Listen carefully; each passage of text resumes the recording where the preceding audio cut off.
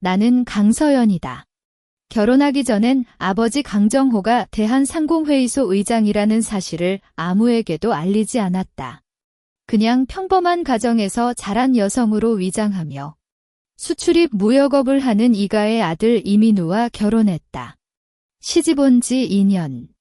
시어머니 김순옥은 항상 나를 평범한 집 출신이라 세련되지 않아라며 차별했고, 남편 이민우는 회사 일과 친구들과의 시간에만 매달려 내 감정을 무시했다. 내가 가져온 혼수는 아버지가 선물한 대대로 고대 비취 팔찌와 여러 가치가 높은 고품목들이었지만 이들을 모두 친정에서 아껴준 허접한 물건이라고 여겼다. 오늘은 이가의 대가족 모임이었다. 광주에 있는 이가 본관에서 열린 자리에 이민우의 삼촌 이기호 부부, 사촌들까지 모여 분위기는 겉으로는 화목해 보였다. 김순옥은 긴 치마를 차려입고 식탁 끝에 앉아 모든 것을 지휘하듯 행동했고, 나는 그녀에게 차를 따른 뒤 작은 디저트를 차려놓았다. 서연아, 이 과일은 잘 씻어야지. 우리 가족들은 깨끗한 게 취미니까. 그녀의 말에는 항상 가벼운 비웃음이 섞여 있었다. 나는 고개를 끄덕이며 과일 접시를 다시 닦았을 때 김순옥이 갑자기 가슴을 움켜쥐고 소리를 질렀다. 아이고, 내가 날 밀었어. 그녀는 뒤로 넘어지며 눈을 감고 몸을 떨렸다. 이민우가 즉시 내 앞에 달려와 얼굴을 붉히며 외쳤다. 강서연, 너 미쳤어. 시어머니를 왜 밀어? 말이 끝나기도 전에 그의 손이 내 왼쪽 뺨에 강하게 닿았다. 얼굴이 쏜살같이 아파 열받았다. 나는 이민우를 쳐다보았지만 그의 눈에는 오직 분노와 시어머니에 대한 걱정만 있었다.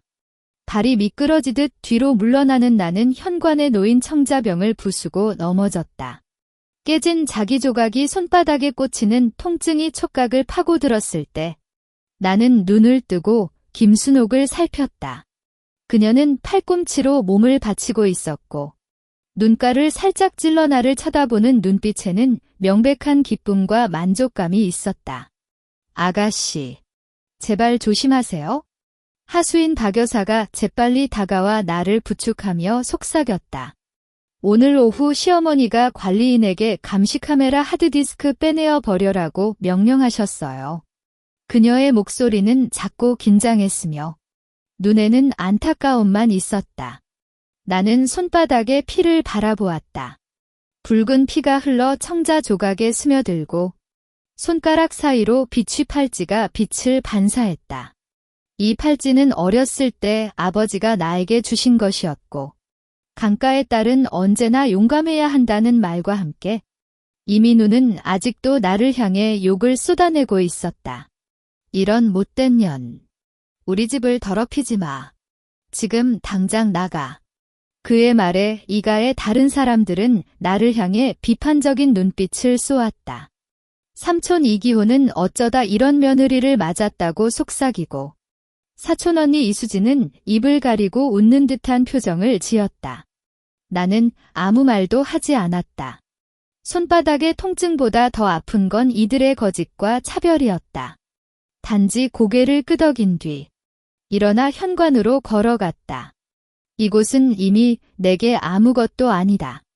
현관문을 나서는 순간 겨울바람이 손바닥에 상처를 스치며 시려운 통증을 안겼다. 이민우의 욕설과 이가 사람들의 비판적인 말들이 뒤에서 이어졌지만 나는 한 번도 돌아보지 않았다. 차량이 주차된 곳까지 걸어가는 길이 생각보다 길었고 발밑에 떨어진 나뭇잎이 바람에 불리며 구릉구릉 울었다. 손에 묻은 피가 차린 옷에 스며들어 어두운 점을 만들었지만 나는 그냥 무심히 앞을 향해 걸었다.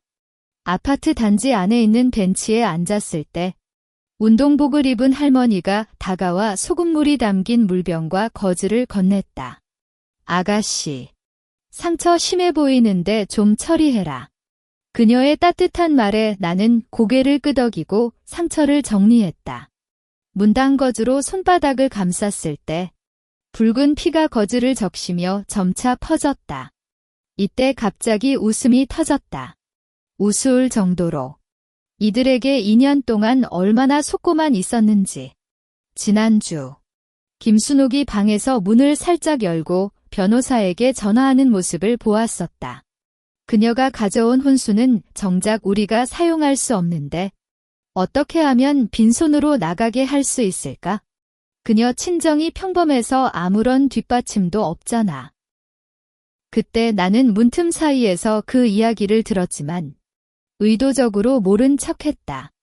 또 지난달 이민우가 샤워할 때 휴대폰을 방에 두고 갔었는데 화면이 켜지면서 민주야라는 이름으로 보내는 송금 알림이 떴다. 한 달에 최소 500만 원씩 매달 일정하게 송금하는 기록이 여러 페이지에 걸쳐 있었다. 그때까지도 나는 아마 오해일 거다라고 스스로를 속였다. 하지만 오늘 김순옥의 거짓 연기와 이민우의 손바닥은 모든 걸 깨뜨렸다. 이들은 단순히 나를 싫어하는 게 아니라 내가 가져온 값비싼 혼수를 노리고 심지어 아버지가 모르게 세워준 내 개인 투자 자산까지 빼앗고 싶었던 것이다. 나는 손가락에 끼워져 있던 결혼 반지를 빼냈다. 은색 반지에는 이민우와 나의 이름 첫 글자가 새겨져 있었지만 이제는 그냥 차가운 금속 조각에 불과했다. 반지를 주차장 쓰레기통에 버린 뒤 나는 지갑 속에서 아버지의 특별 보안 휴대폰 번호를 찾았다. 이 번호는 20년 전 아버지가 어떤 위험한 상황이 생기면 이 번호를 불러라고 말하며 준 것이었고 한 번도 사용하지 않았다. 전화가 연결되는 톤이 3번 울렸다. 여보세요? 상대편에는 아버지의 특수보안 담당자인 이재훈 팀장의 차분한 목소리가 들렸다. 나는 깊은 숨을 쉬고 단 한마디를 말했다. 단풍잎이 떨어졌어. 이는 강가에서만 사용하는 비밀 암호로 최고 위기 상황을 알리는 신호였다. 전화 저쪽에서 잠시 침묵이 흘렸다. 강서연 씨, 즉시 안전한 장소로 이동하십시오. 10분 내에 차량이 픽업하러 갑니다. 이재훈 팀장의 목소리는 여전히 차분했지만 속도감이 느껴졌다. 나는 벤치에 앉아 손바닥에 통증을 참았다. 비취 팔찌를 만지며 아버지의 말이 떠올랐다. 이 팔찌는 강가의 역사를 담고 있으며 그를 가진 사람은 결코 굴복해서는 안 된다. 10분이 지나기 전에 검은색 벤츠가 벤치 앞에 멈췄다. 운전석에서 내리던 사람은 검은 정장을 입고 태블릿을 들고 있던 남자였다. 강 씨, 이재훈입니다. 팀장님의 지시에 따라 왔습니다.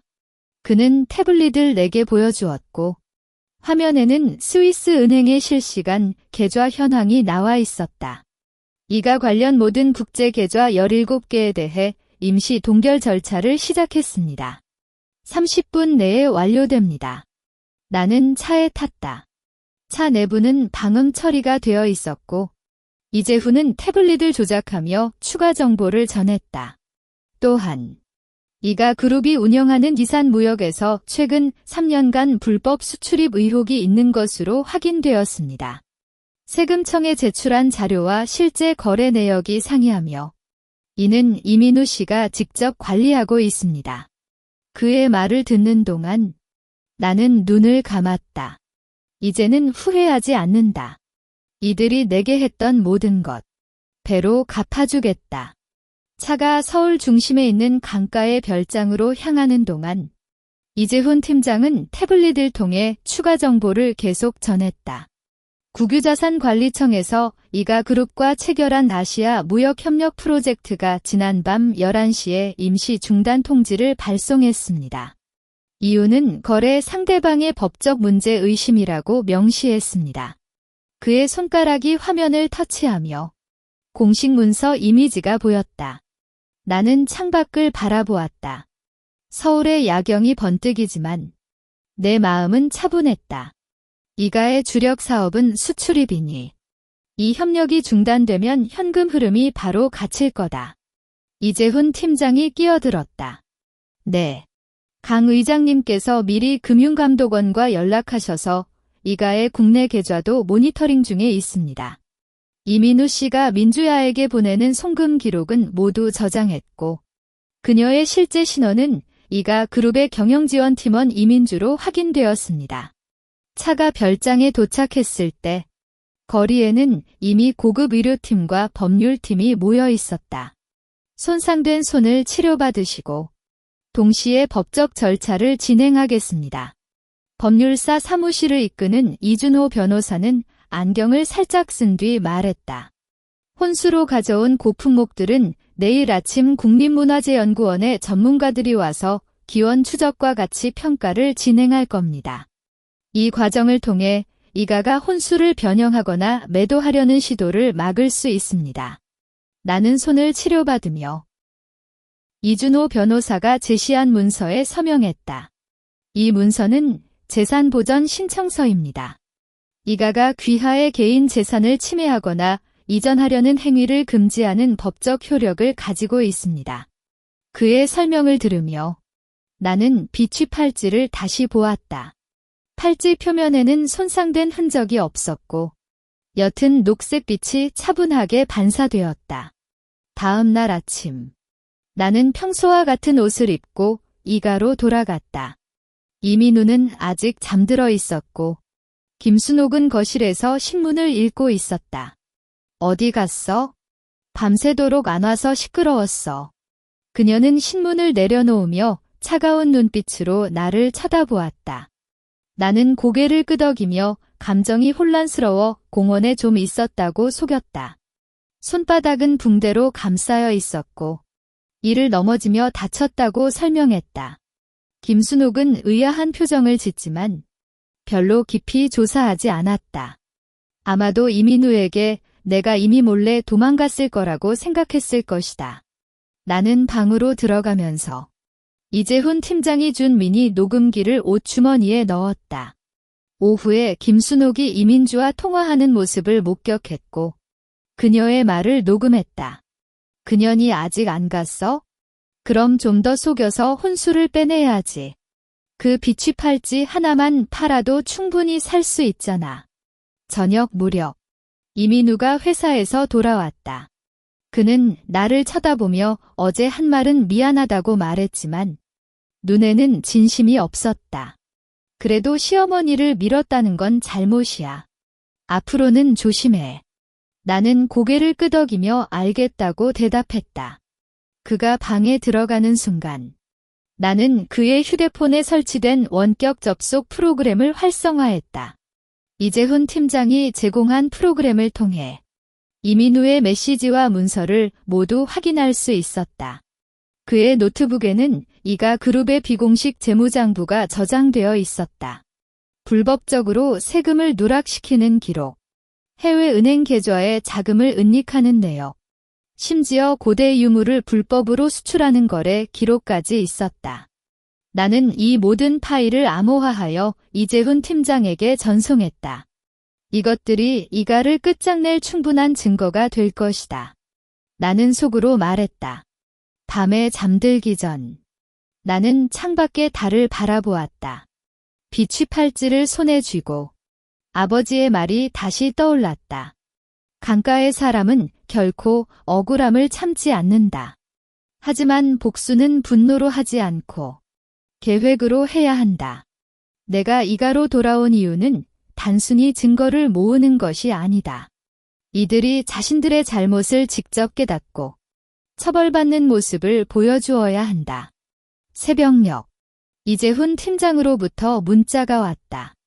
국립문화재연구원 팀이 출발했습니다.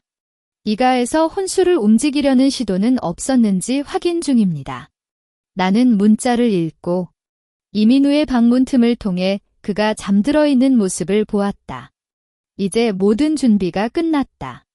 문서 다음은 이들이 펼치는 거짓말을 부수는 시간이다. 아침 10시 정각. 별장 앞에 검은색 승합차 3대가 멈췄다. 국립문화재연구원의 박영호 박사를 포함한 5명의 전문가들이 하차하며 각자 측정 장비와 카메라를 들고 왔다. 김순옥이 문을 열고 보자 얼굴이 갑자기 창백해졌다. 이분들은 누구세요? 그녀의 목소리가 살짝 떨렸다. 김순옥 씨. 저는 국립문화재연구원의 박영호입니다. 박사는 명함을 내밀며 차분히 말했다. 강서연 씨가 소유하시는 문화재로 의심되는 혼수를 대상으로 기원 추적과 같이 평가를 진행하려고 왔습니다. 강 씨의 정식 신청에 따라 왔습니다. 김순옥이 눈을 크게 뜨며 혼수. 그 허접한 물건들이 문화재란이라고 소리쳤지만 박사는 무시하고 나에게 눈짓했다. 나는 이가 본관 2층에 혼수를 보관한 방으로 이끌었다. 방 안에는 아버지가 준 비취 팔찌, 고려 청자, 조선시대의 자수병풍 등 18가지 물건이 정돈되게 놓여 있었다. 이 비취 팔찌는 청나라 광둥 왕조 시기의 제작물로 보입니다. 표면의 상태와 색상이 매우 고품질이네요. 박사는 확대경을 쓰고 팔찌를 살펴보며 말했다. 이 정도 완성도면 시장 가치는 최소 50억 원을 넘어갈 겁니다. 그 말을 듣는 김순옥이 뒤에서 갑자기 기침을 쳤다. 전문가들은 각 물건을 측정하고 촬영하며 기록을 남겼다. 이민우가 회사에서 급히 돌아왔을 때 박사는 이미 평가보고서 초안을 작성 중이었다. 이민우 씨, 이 문서에 서명해 주시겠어요? 혼수 소유자의 배우자로서 평가 과정에 대한 확인입니다. 이민우는 얼굴이 빨개지며 서명을 했지만 손이 계속 떨렸다. 이런 값비싼 물건을 왜 그냥 방에 놔두셨어요? 박사가 나에게 묻자 나는 미소를 지으며 그냥 친정에서 준 물건이라 특별히 생각하지 않았어요라고 속였다. 김순옥과 이민우는 서로 눈을 마주치며 긴장한 분위기를 풍겼다.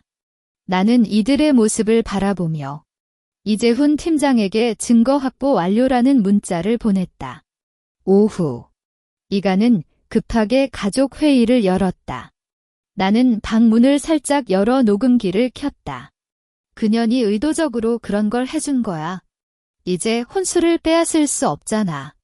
김순옥의 분노한 목소리가 들렸다. 이기호 삼촌은 그럼 기존 계획을 바꿔야 해. 기자회견을 열어 그녀를 노인 학대로 몰아가고 동시에 혼수는 우리가 구입한 것으로 속여야 한다고 제안했다. 그렇고도 그렇다. 그녀 친정이 평범해서 반박할 힘이 없잖아. 이민우가 동조했다. 내가 이민주에게 연락해서 그녀가 강서연이 시어머니를 학대하며 혼수를 강탈하려 했다고 증언하게 하자. 그들의 이야기를 듣는 동안 나는 손에 쥐고 있던 비취 팔찌를 단단히 쥐었다. 이제는 그들의 거짓말을 세상에 알릴 시간이다. 저녁. 이재훈 팀장이 태블릿으로 기자회견 일정과 장소를 보내왔다. 내일 오후 2시. 이가 그룹 본사에서 기자회견을 열 예정입니다. 모든 언론사에 초대했다고 하네요. 그의 메시지에는 이민주가 준비한 증언문서, 사본도 포함되어 있었다. 이민주는 이가에서 월급을 받고 있기 때문에 위압당에 증언하는 것으로 보입니다. 하지만 그녀의 과거 경력과 이민우와의 관계를 파악했으니 반박할 수 있습니다. 나는 태블릿을 보며 계획을 세웠다. 기자회견에서 이들이 펼치는 거짓말을 직접 부수고 동시에 이가의 불법 행위도 함께 공개할 것이다. 박사님의 평가 보고서, 이민우의 송금 기록, 이가의 비법 재무장부, 그리고 김순옥의 거짓 연기 영상. 이재훈 팀장이 준 모든 증거를 정리했다. 잠들기 전 나는 아버지에게 전화를 걸었다. 아빠, 잘 지냈어? 아버지의 목소리는 여전히 든든했다. 서연아, 할 수 있어? 아빠가 뒤에서 항상 응원할게. 그의 말을 듣고 나는 안심감을 느꼈다. 비취 팔찌를 손목에 차고 누웠을 때 팔찌의 녹색 빛이 어두운 방에서 부드럽게 반사되었다. 이제 모든 준비가 끝났다. 내일은 이가가 지옥으로 떨어지는 날이다. 아침 8시.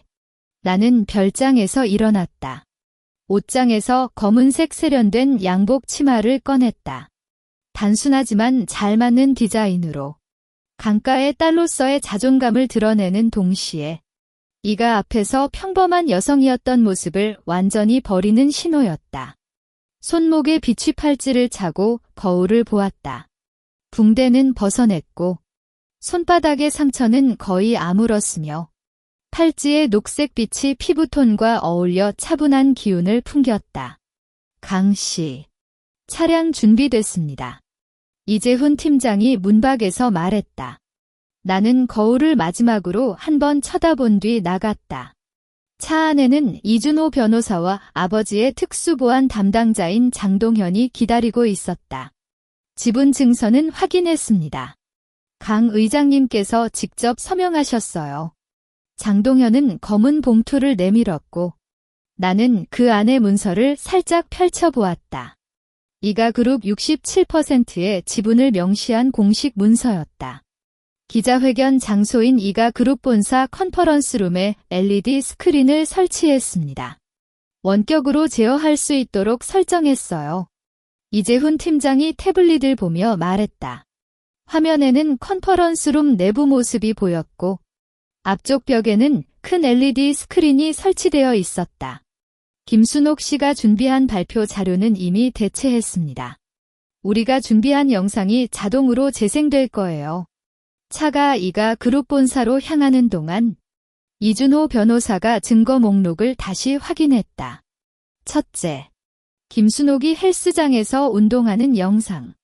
매일 아침 2시간 역도와 유산소 운동을 하는 모습이 담겨 있어요. 둘째, 이민우와 이민주의 송금 기록과 카톡 대화 내용. 셋째, 이가의 불법 재무장부와 세금 누락 증거. 넷째, 국립문화재연구원의 혼수 평가 보고서. 그는 하나씩 말하며 각 증거를 태블릿에 저장했다. 이민주는 지금 컨퍼런스룸에 왔어요. 이재훈 팀장이 스마트폰을 보며 말했다. 김순옥이 그녀에게 오늘 증언하면 월급을 2배로 주고 차도 사준다고 약속했습니다. 나는 미소를 지으며 그녀의 증언은 이제 아무 의미가 없어라고 말했다. 이민주의 과거에는 불법 대출을 받고 미상환한 기록이 있으며 이를 이용해 그녀가 위압당해 증언했다는 사실을 공개할 예정이었다. 차가 이가그룹 본사 앞에 도착했을 때 이미 여러 언론사 기자가 모여 있었다. 이가에서 노인 학대하는 며느리를 고발한다는 소식이 퍼졌어요. 장동현이 기자들의 모습을 보며 말했다. 나는 차 안에서 잠시 기다렸다. 이민우와 김순옥이 컨퍼런스룸에 들어가는 모습을 보았고 김순옥은 검은색 정장을 입고 슬픈 표정을 짓고 있었다. 시간이 됐어요. 장동현이 말했을 때 나는 차 문을 열었다. 기자들의 카메라 플래시가 갑자기 쏟아졌지만 나는 태연하게 걸었다. 문서 컨퍼런스룸 문을 열었을 때 모든 사람의 시선이 나에게 집중되었다. 김순옥이 놀란 표정을 짓고 너 왜 여기? 라고 소리쳤다. 이민우는 분노에 찬 눈빛으로 나를 쳐다보았다. 나는 아무 말도 하지 않고 LED 화면 앞에 놓인 의자에 앉았다. 장동현이 뒤에서 나를 지키고 있었고 이재훈 팀장은 컨트롤러를 손에 쥐고 있었다. 기자님들, 이 여자는 우리 시어머니를 밀어 넘어뜨려 다치게 하고 심지어 혼수를 강탈하려 했어요. 이민우가 앞으로 나가며 기자들에게 말했다. 김순옥은 눈물을 글썽이며 아이고, 내가 어떻게 이런 며느리를 맞았다는 거예요? 라고 속삭였다. 기자들의 질문이 쏟아졌다. 강서연 씨, 이민우 씨의 주장은 사실인가요? 혼수를 강탈하려 했다는 말은 어떻게 해석해야 합니까? 나는 기자들의 질문에 아무런 대답도 하지 않았다. 단지 손목에 차려입은 비취 팔찌를 살짝 돌렸다. 이재훈 팀장이 컨트롤러를 누르는 순간 김순옥이 준비한 슬라이드 대신 헬스장에서 운동하는 그녀의 모습이 LED 화면에 떴다. 김순옥 씨, 제가 궁금한 건데요. 나는 천천히 일어나며 말했다. 기자들의 카메라가 모두 나에게 돌아왔고 김순옥과 이민우는 얼굴이 창백해졌다. 영상 속에서 30kg 덤벨을 들고 20번 반복하는데 그런 몸매로 밀렸다고 하면 너무 어색하지 않나요? 혹시나 넘어진 후에도 이 정도 운동이 가능한 건가요? LED 화면에 나오는 영상이 계속 재생되는 동안 컨퍼런스룸은 온통 혼란스러웠다. 김순옥이 헬스장 트레이너와 함께 스쿼트를 하는 모습, 30kg 덤벨로 어깨 운동을 열심히 하는 모습이 선명하게 보였고 기자들의 속삭임 소리가 점차 커졌다. 그래도 노인 학대를 당했다는 건 근데 이 운동량 젊은 사람들도 힘들 것 같은데? 김순옥은 팔을 떨며 이 영상은 조작된 거예요. 누가 나를 해하려고 만들었어. 라고 소리쳤지만 목소리가 떨려 설득력이 전혀 없었다. 이민우는 앞으로 나가려 했지만 장동현이 그의 앞을 가로막았다. 이민우 씨, 평온을 유지해주세요. 기자님들이 계시잖아요. 장동현의 차분한 목소리가 더욱 큰 압박감을 안겼다. 나는 이재훈 팀장에게 눈짓했다. LED 화면의 영상이 바뀌었고 이민우의 스마트폰 화면이 확대되어 나왔다. 민주야에게 매달 500만 원씩 송금하는 기록. 오늘 저녁 만나자 그녀 때문에 너무 답답해라는 카톡 대화 내용이 한눈에 보였다. 이민주는 뒤에서 몸을 떨며 얼굴을 감추려 했다. 이민우 씨. 이민주야는 바로 당신의 경영지원팀원 이민주 씨 맞죠? 나는 천천히 걸어가 이민주 앞에 섰다. 그리고 지금 당신이 노인 학대를 주장하는 건 단순히 저를 맨몸으로 나가다 시키고 싶어서가 아니라 제가 가져온 혼수를 차지하려는 의도가 담겨 있죠. 내 손목에 차려입은 비취 팔찌가 빛을 반사하며 이민주와 김순옥의 시선을 강제로 끌었다. 기자들의 질문이 쏟아졌다. 이민우 씨, 이 대화는 사실인가요? 이민주 씨, 강서연 씨의 주장은 맞습니까? 이민주는 눈물을 흘리며 아니요, 제가 강요당했어요. 김순옥 씨가 제 불법 대출 기록을 가지고 증언하지 않으면 경찰에 고발한다고 위협했어요.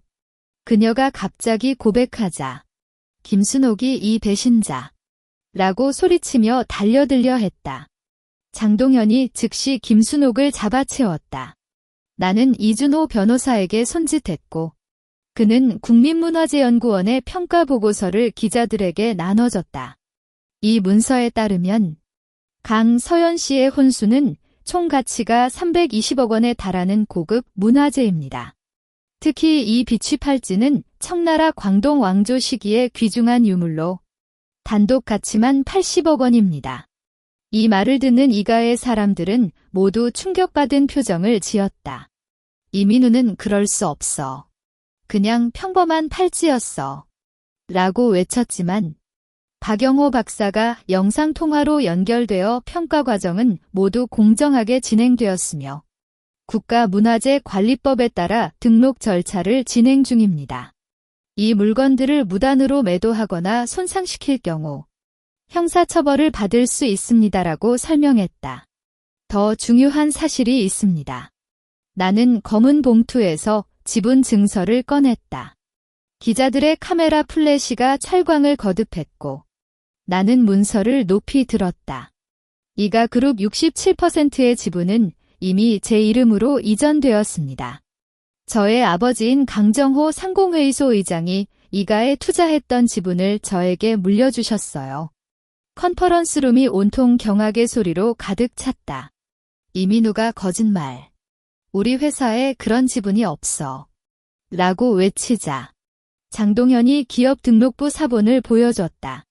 작년 3월 강 의장님이 이가그룹에 450억 원을 투자하며 67%의 지분을 확보하셨어요. 당시 이기호 회장이 비밀을 지켜주면 이자율을 2배로 준다고 약속했지만 강 의장님은 딸인 강서연 씨의 결혼 생활을 방해하지 않기 위해 기다렸습니다. 나는 이민우를 쳐다보며 천천히 말했다. 이민우, 김순옥, 그리고 이가의 모든 사람들. 당신들은 내가 아무렇게나 다뤄도 되는 평범한 여성이라 속일 수 있다고 생각했나요? 하지만 당신들은 잊었어. 봉황이 비록 난처한 상황에 처해도 결코 닭이 되지는 않아요. 비취팔찌를 단단히 쥐고 내 눈에는 이제 분노가 아닌 차분한 결단이 담겨 있었다. 이들이 내게 했던 모든 상처와 억울함은 이제 이들의 몰락으로 답할 시간이다. 지분 증서를 보인 순간 이민우는 정신을 잃을 것처럼 뒤로 물러났다. 불가능해. 그런 거 없어. 아버지가 절대 그런 거 안 했어. 그의 목소리는 터져나오며 컨퍼런스룸의 벽을 두드렸다. 김순옥은 갑자기 어깨를 무너뜨리며 이게 다 뭐예요? 우리 가족을 망치려는 거죠? 라고 울부짖었지만 그녀의 눈에는 진정한 슬픔이 아니라 패배의 공포만 있었다. 기자들의 질문이 폭발적으로 쏟아졌다. 강서연 씨, 이제 이가 그룹을 어떻게 관리하실 계획인가요?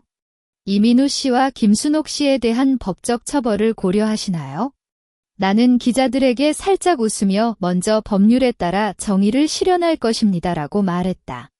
말이 채 끝나기도 전에 컨퍼런스룸 문이 다시 열렸다.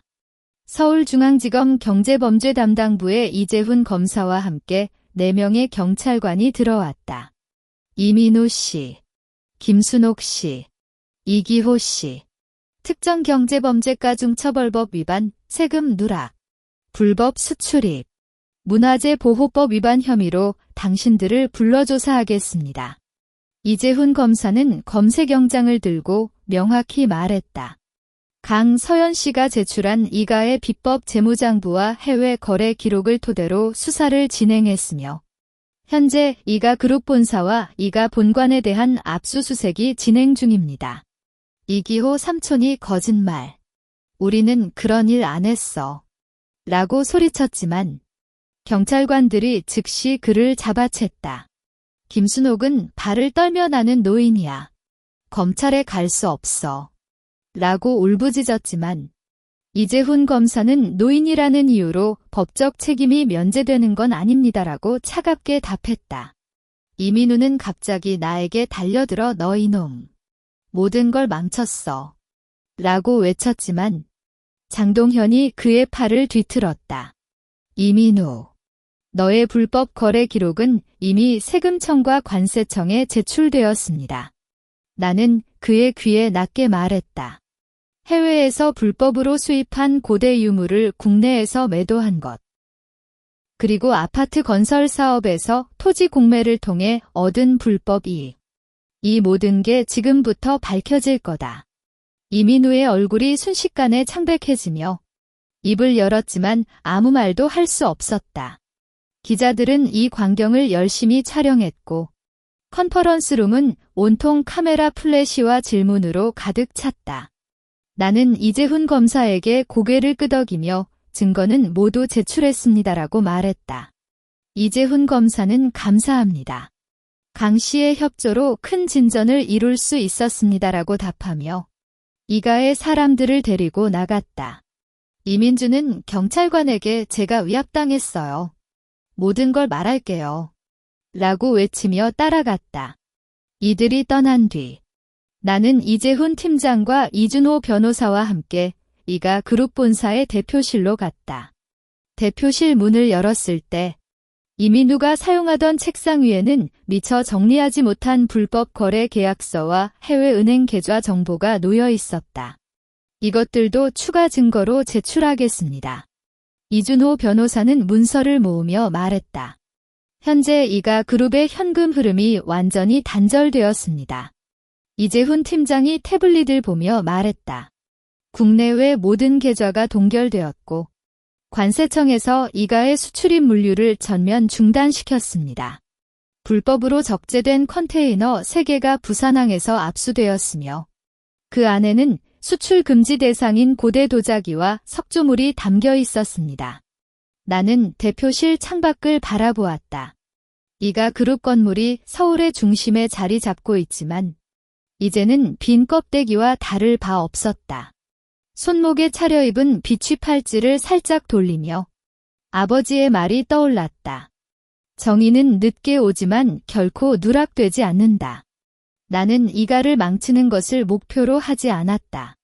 단지 이들이 저지른 잘못에 대한 책임을 져야 한다는 것을 알았을 뿐이다. 강 씨. 이가 그룹의 임시 대표로서 업무를 이어받을 준비를 해야 할 겁니다. 이준호 변호사가 말했다. 주주총회를 소집하고 경영진을 재편성하며 불법 사업 부문을 모두 폐쇄해야 합니다. 나는 고개를 끄덕였다. 먼저 이가에서 억울하게 일했던 직원들에게 배상과 사과를 해야 하고 환경오염을 일으킨 공장을 정화해야 합니다. 내 목소리는 차분하지만 단호했다. 이제 이가는 새로운 모습으로 다시 시작해야 하며 그 시작은 내 손에 달렸다. 이가 그룹 대표실에서 첫 업무 회의를 열었을 때 모든 부서장들은 긴장한 표정을 지고 있었다. 이들은 과거 이민우와 이기호의 명령에 따라 불법 사업에 참여하거나 눈감았다는 사실을 잘 알고 있었기 때문이다. 오늘부터 이가그룹은 법률과 도덕에 기반한 경영을 펼칩니다. 나는 의자에 앉아 차분히 말했다. 손목에 차려입은 비취 팔찌가 빛을 반사하며 부서장들의 시선을 살짝 끌었다. 첫째, 불법 수출입 부문과 문화재 매매 부문은 즉시 폐쇄합니다. 이준호 변호사가 회의 자료를 배포하며 말했다. 관련 직원 중 주요 책임자는 경찰에 제출할 것이고 피해를 입지 않은 일반 직원은 다른 부서로 재배치하겠습니다. 부서장들은 고개를 끄덕이며 기록을 하고 그들 눈에는 안도감과 함께 긴장이 섞여 있었다. 둘째, 경기도 안산에 있는 이가 공장을 폐쇄하고 정화 작업을 진행합니다. 이재훈 팀장이 공장 현장 사진을 보여주었다. 이 공장에서 폐수를 처리 없이 강으로 방류하며 주변 환경을 오염시켰고 근로자들에게 안전 장비를 제공하지 않아 직업병을 앓게 했습니다. 관련 배상은 이가그룹이 전액 부담하겠습니다. 회의 중간에 세금청에서 통화가 왔다. 강서연 씨. 이가그룹이 5년간 누락한 세금과 벌금을 합산하면 약 120억 원입니다. 현재 이민우 씨의 개인 자산과 이가 본관 부동산이 매각 절차에 들어갔으며 이 금액을 충당할 예정입니다. 세금청 담당자의 말을 듣고 나는 미소를 지었다. 이들이 남용했던 불법 이익이 이렇게 법적 책임으로 돌아오는 것이다. 오후 안산 공장에 갔다.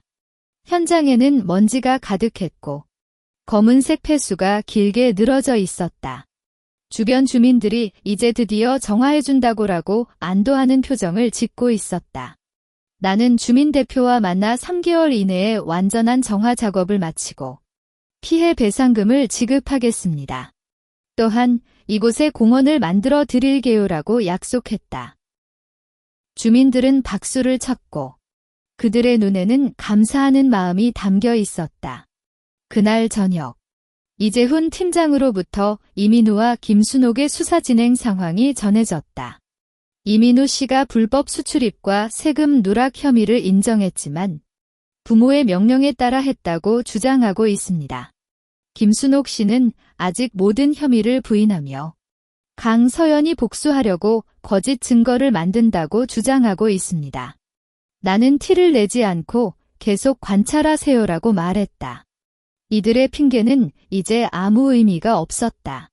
이튿날 이가 본관에서 압수된 물건 중에서 내 혼수중 일부가 발견되었다. 고려 청자병 하나와 조선시대의 자수병풍이 이민우가 비밀리에 팔려고 준비한 것으로 확인되었다. 이 물건들은 국립문화재연구원에 맡겨 복원 작업을 진행하겠습니다. 박영호 박사가 연락하며 말했다. 복원이 끝나면 강 씨의 소유로 돌려드릴 것이고 법적으로 보호받을 수 있도록 등록하겠습니다. 저녁 시간 아버지가 찾아왔다. 별장에서 차를 마시며 서연아, 이제 안심할 수 있겠다라고 말했다. 아빠, 이가를 단순히 망치는 게 아니라 옳은 길로 돌려놓는 거예요. 나는 비취 팔찌를 만지며 말했다. 그리고 이 기회를 이용해서 더 많은 여성들이 억울함을 겪지 않도록 도와주고 싶어요. 아버지는 웃으며 그런 생각을 가지고 있구나. 아빠가 도와줄게라고 응원했다. 밤에 잠들기 전 이준호 변호사가 문자를 보냈다. 이기호 씨가 이민우와 김순옥의 혐의를 모두 폭로하며 자백했습니다.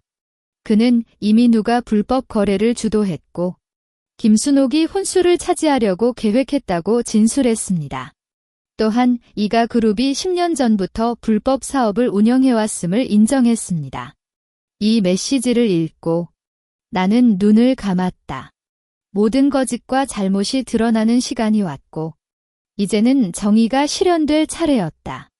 내가 이가 그룹을 이끄는 동안 매일 새로운 과제가 찾아왔지만 비취 팔찌를 손에 쥐면 언제나 평온을 찾을 수 있었다. 이 팔찌는 아버지의 사랑과 강가의 교훈을 담고 있으며 나를 견딜 수 있게 만들었다. 이제는 이가의 정리 작업이 거의 끝나고 다음 단계로 넘어갈 시간이었다. 그 단계는 바로 다른 여성들에게 희망을 주는 것이다. 아버지와의 대화가 끝난 뒤 이가 본관을 여성보호소로 개조하는 계획을 본격적으로 추진했다. 이가 본관은 광주 외곽에 위치한 넓은 땅에 지어진 고택으로 방이 15개나 있고 마당과 정원도 넓어 충분히 많은 여성이 거주할 수 있었다. 이곳을 보호소로 개조하면 폭력받거나 억울한 처지에 처한 여성들에게 안전한 공간을 제공할 수 있습니다. 여성권 익단체의 박민주 대표와 만나 이야기했을 때 그녀는 환하게 웃으며 응원했다. 건축 설계사와 협의하며 각 방을 개인실과 공용 공간으로 나눴다. 병원적 시설과 법률 상담실, 취업훈련실도 마련했고 24시간 경비원과 상담사를 배치하기로 했다. 보호소 운영 비용은 이가 그룹의 합법적 사업 수익으로 충당하겠습니다. 이재훈 팀장이 재무계획서를 보여주며 말했다. 현재 이가의 수출입 부문을 재구성하여 합법적인 농산물 수출 사업을 시작했고 첫 거래에서 3억 원의 이익을 냈습니다. 한편 서울중앙지검에서 판결 결과가 전해졌다. 이민우는 특정경제범죄과 중처벌법 위반, 문화재보호법 위반, 세금 누락 등의 혐의로 7년형을 선고받았고 김순옥은 공작, 위증, 문화재 강탈 시도 혐의로 5년형을 받았다.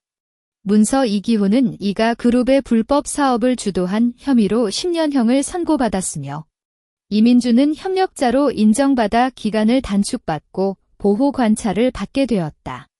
이민우가 감옥에 들어가기 전 강서연, 너 때문에 모든 걸 잃었어라고 외쳤다고 합니다. 이준호 변호사가 판결문을 보며 말했다. 나는 아무 표정 없이 판결문을 읽었다. 이들이 받은 형벌은 그들이 저지른 잘못에 비하면 충분하지 않을 수 있지만 적어도 법적 정의는 실현된 것이다. 그날 저녁 이재훈 팀장이 사진을 보냈다. 시장에서 야채 잎을 주워 담는 김순옥의 모습이 담겨 있었고 그녀는 예전의 거만한 모습 하나 없이 초라해 보였다. 감옥에 들어가기 전 보석과 명품을 모두 매각했지만 빚을 갚고는 남은 게 없어 이렇게 생활하고 있습니다. 나는 사진을 보고 잠시 침묵했다. 이는 그녀 스스로 선택한 길이다. 이튿날 아침 부산항에서 통화가 왔다. 이민우가 감옥으로 이송되기 전 공항에서 체포되었습니다. 관세청 담당자의 목소리가 들렸다. 그는 탈출하려고 비행기 표를 샀고 몸에 내 혼수를 매도한 증거인 영수증과 현금 300만 원을 숨기고 있었습니다. 이 영수증은 이가의 불법 거래와 관련된 추가 증거로 활용될 것입니다. 나는 감사합니다라고 답하며 통화를 끊었다. 이민우는 마지막까지 잘못을 반성하지 않고 자신의 이익만을 생각했다. 여성보호소 개조 작업은 급속도로 진행되었다. 이가 본관의 오래된 벽을 새로 칠하고 마당에 꽃을 심었으며 정원에는 의자와 테이블을 설치했다. 여기에서 여성들이 마음껏 휴식을 취하고 새로운 시작을 할 수 있도록 만들고 싶어요. 건축 현장을 돌아보며 속으로 말했다. 손목에 차려입은 비취 팔찌가 햇살을 받아 반짝이었고 이를 보면 어렸을 때 아버지가 강가에 따른 자신뿐 아니라 다른 사람도 도와야 한다고 말한 모습이 떠올랐다. 오후 여성보호소의 첫 번째 이용자가 찾아왔다. 20대 후반의 박 여사는 남편에게 폭력을 당하며 도망쳤고 경제적으로 어려운 상황이었다. 여기에서 안심하고 살 수 있을까요? 그녀는 겁먹은 표정으로 묻자 나는 미소를 지으며 여기서는 아무도 당신을 해치지 못해요. 필요한 걸 모두 제공해 드릴게요라고 말했다. 그녀를 개인실로 이끌었고 상담사와 연결해 주었다. 저녁 시간. 이재훈 팀장이 보고했다. 이가 그룹의 합법적 사업이 안정적으로 운영되고 있으며 주주들로부터 긍정적인 반응을 받고 있습니다. 또한 정부에서 여성보호소 운영에 대한 지원금을 제공해 주기로 했습니다. 나는 대표실 창밖을 바라보았다. 이가 그룹 건물의 불빛이 차분하게 빛나고 있었고 보호소 방향에서도 약한 불빛이 보였다. 이 불빛들은 혼란에서 벗어나 안전을 찾는 여성들에게 희망을 주는 신호였다. 나는 비취 팔찌를 단단히 쥐고 내일을 생각했다. 보호소 개막식을 열고 더 많은 여성들에게 소식을 전해야 한다. 또한 이가 그룹을 통해 여성 창업자를 지원하는 프로그램도 시작하고 싶었다. 이 모든 일들은 단순히 복수를 넘어 내가 겪었던 아픔을 통해 다른 사람들에게 도움을 주는 의미가 있었다. 봉황은 자신을 구하는 것뿐 아니라 다른 이들도 함께 날 수 있도록 이끌어야 한다는 것을 이제야 완전히 이해했다. 여성보호소 개막식은 3월 봄날에 열렸다. 햇살이 따뜻하게 내리쬐는 마당에 보호소를 지원해준 여성권익 단체 관계자들, 의료진, 법률 상담사들, 또한 이미 입소한 여성들까지 모여 분위기는 감동적이었다. 나는 검은색 양복 치마를 입고 손목에 비취 팔찌를 차고 연단에 섰다. 이 보호소는 새생이라고 이름 붙였습니다. 내 목소리는 차분하지만 확실했다. 여기서는 폭력, 차별, 억울함을 겪은 여성들에게 안전한 터전을 제공하고 다시 세상에 나설 힘을 불어넣어 주겠습니다. 박 여사가 앞으로 나와 이곳에서 상담을 받고 취업 훈련을 마쳤어요. 다음 주부터 디자인 스튜디오에서 일하게 됐어요라고 말했을 때 모든 사람이 박수를 쳤다.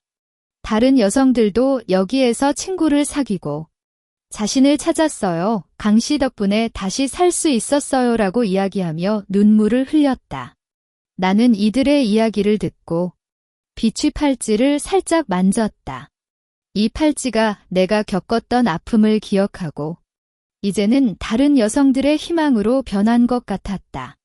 문서 개막식이 끝난 뒤 이재훈 팀장이 보고했다. 여성 창업 지원 프로그램에 20명의 지원자가 접수했어요. 이가 그룹에서 시드 자금과 멘토링을 제공하겠다는 소식을 듣고 많은 사람들이 관심을 보이고 있습니다. 나는 고개를 끄덕이며 각자의 재능을 살릴 수 있도록 최대한 지원하겠습니다라고 말했다. 이 프로그램은 내가 겪었던 숨긴 정체의 아픔을 통해 아이디어를 얻은 것이었고 어떤 여성도 자신의 배경이나 능력을 감추지 않고 자유롭게 도전할 수 있도록 만들고 싶었다. 한 달 뒤 국제기독회 만찬이 파리에서 열렸다. 아버지와 함께 참석했고 전 세계의 인권운동가, 기업인, 정치인들이 모여 있었다. 나는 은색 장미 무늬 드레스를 입고 비취 팔찌를 손목에 차고 아버지와 함께 레드카펫을 걸었다. 서연아, 이제는 강가의 딸로서 자신감을 가지고 살아도 돼. 아버지가 내 팔을 잡으며 부드럽게 말했다. 당신이 스스로 선택한 길이 옳았다. 저녁 식사가 끝나고 춤추는 시간이 왔을 때 아버지가 내 손을 잡고 무대에 올라갔다. 왈츠 리듬이 흘러나오는 동안 아버지가 낮게 물었다. 왜 그를 꼭 시집가려고 했어? 아빠가 도와줄 수 있었는데 왜 스스로 그런 아픔을 겪었어? 내가 이민우와 결혼할 때 아버지는 반대했지만 내 결정을 존중해줬었다. 나는 아버지와 눈을 마주치며 미소를 지었다. 비취 팔찌가 무대의 조명을 받아 옅은 녹색 빛으로 반사되었다. 아빠. 세상에는 많은 여성이 쟤처럼 평범한 척하며 억울함을 참고 살아요. 그들에게 누가 당신을 지켜줄지를 보여주기 위해 제가 먼저 그 길을 걸어야 했어요. 춤을 추며 회전하는 동안 보호소에서 웃는 여성들의 모습이 떠올랐다. 그리고 봉황은 역경을 겪어야 비로소 자신의 힘을 알고 다른 봉황들도 함께 날 수 있도록 이끌 수 있잖아요. 아버지는 웃으며 정말로 아빠의 딸이네라고 말했다. 그의 눈에는 자랑스러움과 안심감이 담겨 있었다. 춤이 끝나고 무대에서 내려올 때 여러 국가의 여성 인권 운동가들이 다가와 새생이 보호소에 대한 관심을 표명하며 협력 의향을 제안했다. 우리나라에도 이런 보호소를 만들고 싶어요. 강 씨의 경험과 노하우를 공유해 주시겠어요? 프랑스 인권단체 대표가 묻자 나는 기꺼이 응했다. 만찬이 끝난 뒤 호텔방에서 이재훈 팀장이 문자를 보냈다. 새생이 보호소에 새로운 입소자가 5명 더 왔어요. 모두 폭력 관계에서 탈출한 여성들이고 취업훈련과 상담을 받고 싶다고 했어요. 이재훈 팀장은 이제 보호소 운영도 함께 담당하고 있었다. 또한 이가그룹의 농산물 수출 사업이 유럽 시장까지 확장되었고 그 이익의 30%는 보호소 운영과 여성 지원 프로그램에 사용될 예정입니다. 나는 창밖의 파리 야경을 바라보았다. 에펠탑이 밝게 빛나고 있었고 그 빛이 내 손목의 비취 팔찌와 맞아떨어졌다. 이제 이가의 잘못은 법으로 처벌받았고 내가 겪었던 억울함은 보호소를 통해 다른 여성들의 희망으로 변했다. 복수는 끝났지만 새로운 시작이 펼쳐졌다. 손목에 차려입은 비취 팔찌를 단단히 쥐었다. 이 팔찌는 내가 겪었던 모든 아픔과 용기를 담고 있으며 앞으로도 함께 갈 길을 비춰줄 것이다. 봉황은 단순히 스스로를 구하는 것이 아니라 다른 이들도 함께 자유롭게 날 수 있도록 이끌어야 한다. 이것이 바로 아버지가 내게 가르쳐준 강가의 교훈이자 내가 찾은 진정한 정의와 행복이었다. 이야기 끝.